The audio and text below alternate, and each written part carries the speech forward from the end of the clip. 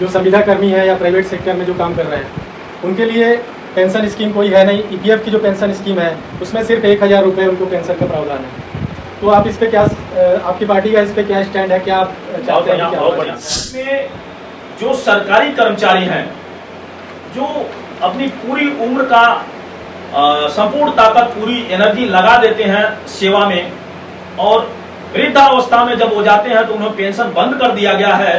ये निहायत ही उन कर्मचारियों के फंडामेंटल राइट का हनन मारती है भारतीय अपना समाज पार्टी। उसका पुरानी पेंशन योजना का भारतीय अपना समाज पार्टी समर्थन करती है और सरकार से मांग करती है कि पुरानी पेंशन योजना सरकार लागू करे। अपना समाज पार्टी की अगर सरकार आती है तो मैं वादा करता हूं कि पुरानी पेंशन योजना लागू करूंगा। दूसरी बात आपने कहा ईपीएफ का, देखिए जो संविदा कर्मचारी हैं, आउटसोर्सिंग कर्मचारी हैं, उनको 1000 रुपए पेंशन दिया जाता है 60 साल के बाद। आप कल्पना करिए 1000 रुपए में क्या उसका जीवन चल पाएगा?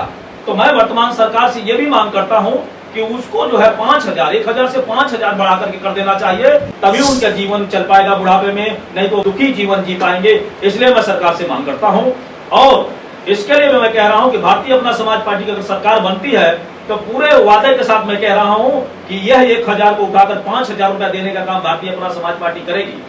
और दूसरा आपने कहा है कि होमगार्ड्स हैं, पीआरडी के जवान हैं, रसोइया हैं, संविदा कर्मचारी हैं, भिन्न भिन्न क्षेत्रों के जो कर्मचारी हैं, उनका जो समान वेतन, समान कार्य योजना लागू होनी चाहिए। वो कार्य तो करते हैं सभी सरकारी कर्मचारी की तरह, लेकिन उनका वेतन बहुत ही कम है। यह क्यों दोहरा चरित्र?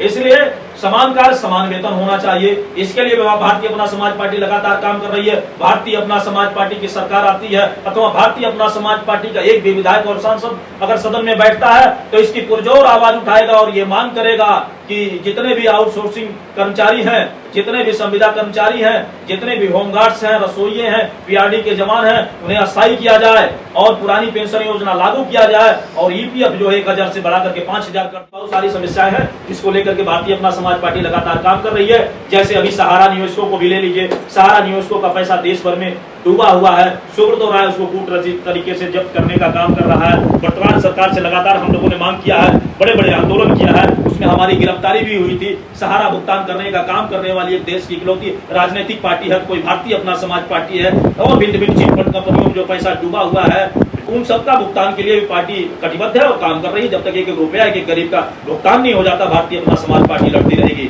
जय हिंद, जय भारतीय अपना समाज पार्टी।